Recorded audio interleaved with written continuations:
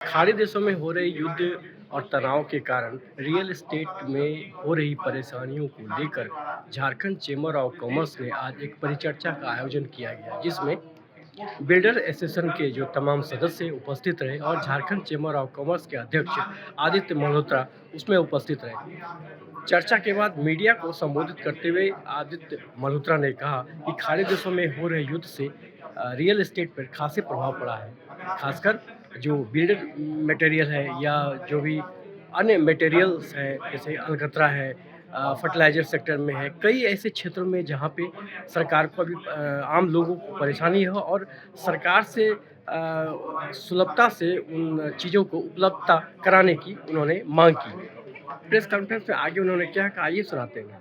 जो कामगार हैं, जो कंस्ट्रक्शन सेक्टर में सबसे ज़्यादा लोगों को देखा गया है कि उसमें उनको काम मिलता है और आज वो 50% ठप है। क्यों? क्योंकि उनको जो बेसिक रॉ मटेरियल है बिटुमेन, उसकी उपलब्धता नहीं हो रही है। अगर उपलब्धता हो रही है तो बहुत ऊंचे दाम पे हो रही है। सरकार के जो भी उन्होंने निविदाएं, जो भी उन्होंने कॉन्ट्रैक्ट्स लिए हैं, उसमें जो रेट्स हैं उसके हिसाब से कैलकुलेशन करके जो कार्य को लिया गया है और अब जो रेट्स हैं इतने अप्रत्याशित रूप से बढ़ते जा रहे हैं। आप देखेंगे कि अगर आप कंस्ट्रक्शन में देखें तो आपके पाइप फिटिंग जो होती है, इलेक्ट्रिकल फिटिंग्स होती है, ये सब जो है पीवीसी और पेट्रोलियम आधारित है।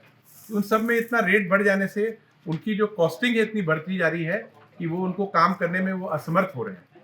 तो राज्य सरकार से ये आग्रह होगा कि क्योंकि ये वैश्विक स्तर पे अभी किल्लत है और इसके लिए राज्य सरकार अपने संवेदकों को किस तरह से भरपाई करे ताकि कार्य बाधित नहीं हो, राज्य विकास जो है उसका विकास बाधित नहीं हो, कैसे उनको उनकी कठिनाइयों को पूरा किया जाए, इसके लिए हम लोग का ये प्रेस कॉन्फ्रेंस हम लोग ने बुलाई। अच्छा, रियल सेक्टर में खासकर जो अलकतरा वगैरह है, इस पे भी कुछ आप।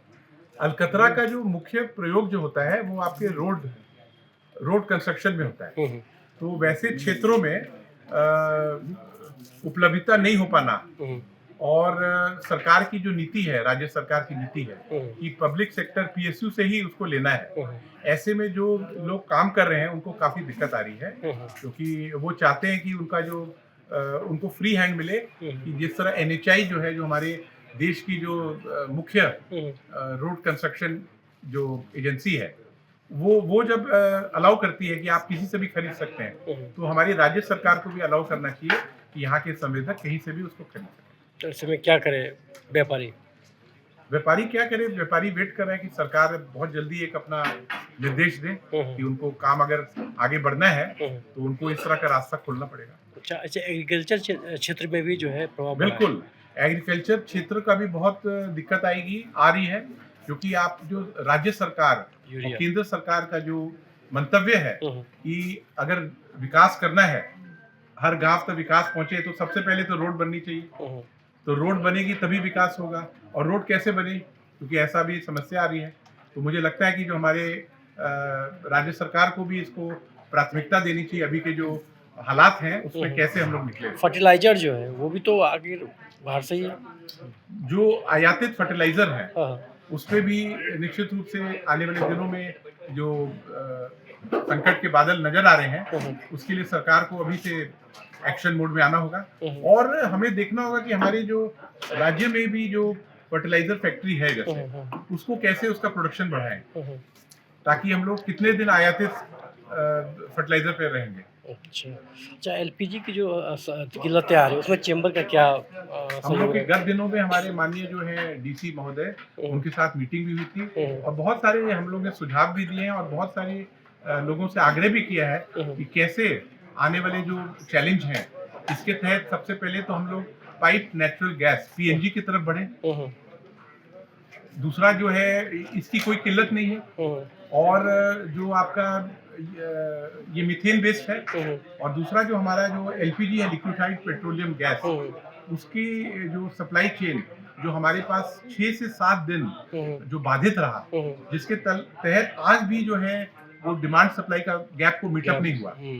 कुल्लम अगर आप रांची को देखें तो 10,500 जो है गैस सिलेंडर्स प्रतिदिन हमारी रिक्वायरमेंट है करीब वो 2000 टन है।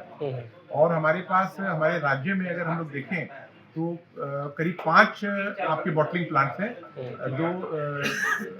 दो हैं आपके बोकारो में, 2 हैं आपके जमशेदपुर और 1 है आपका बरही में। तो कैसे उसको सिलेक्ट किया जाए, कैसे एक बढ़िया एसओपी बनाया जाए, गत दिनों हम लोगों ने सुझाव दिया था और हमारे माननीय डीसी महोदय ने उस बात को इम्प्लीमेंट भी किया कि अब होम डिलीवरी से ही आपको एलपीजी मिलेगा। लेकिन फिर अभी जो हमें खबरें आ रही हैं फिर है कि वो लाइन सिस्टम आ रहा है, तो इससे जो है जो संदेश जा रहा है बाजार में कि किल्लत है।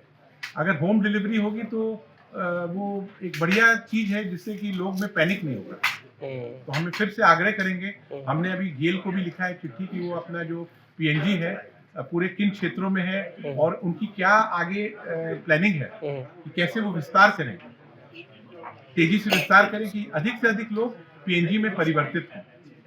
तो और ऐसे हम लोग ने ये भी लोगों को रिक्वेस्ट किया है कि जिन खाद्य पदार्थ में बहुत ज़्यादा एलपीजी की इस्तेमाल हो रही है, लोग ग्रामीण इलाकों में लोग जल्दी से कोयला और लकड़ी में आए और शहरी इलाकों में जहाँ तक हो सके इंडक्शन हीटिंग से लोग अपना काम करें। देखिए ये वैश्विक स्तर पे ये दिक्कत है और हम लोग अपने माननीय प्रधानमंत्री जी के साथ हैं, हमारे देश के साथ हैं। व्यवसायीगण, पूरा झारखंड का व्यवसायीगण, उद्यमी आज सरकार के साथ है। हम लोग चाहते हैं कि कैसे हम लोग जल्द से जल्द इस समस्या से निकले और हमसे जो सहयोग हो सकेगा हम लोग सहयोग करें। अच्छा, बिजली के दरों में जो है शहरी क्षेत्र में जो बढ़ोतरी की गई उस पर चैम्बर क्या हम लोग जो JBVNL जो मुख्य जो भी बिजली के सप्लायर्स थे उन्होंने JBVNL ने 59% इजाफा की मांग की थी और चेंबर ने उसको बहुत सख्ती से बहुत जोरदार तरीके से उसका विरोध किया, पूरे राज्य में किया। उसका नतीजा ये है कि अभी 6.12% की इजाफा हुआ है, तकरीबन 55 पैसे। तो ये इतना तो बढ़ना था।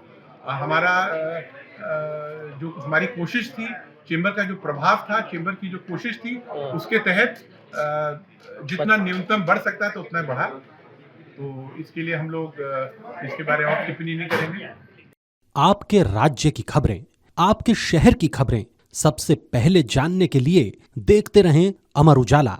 चैनल को सब्सक्राइब जरूर कर लें और पाएं हर अपडेट।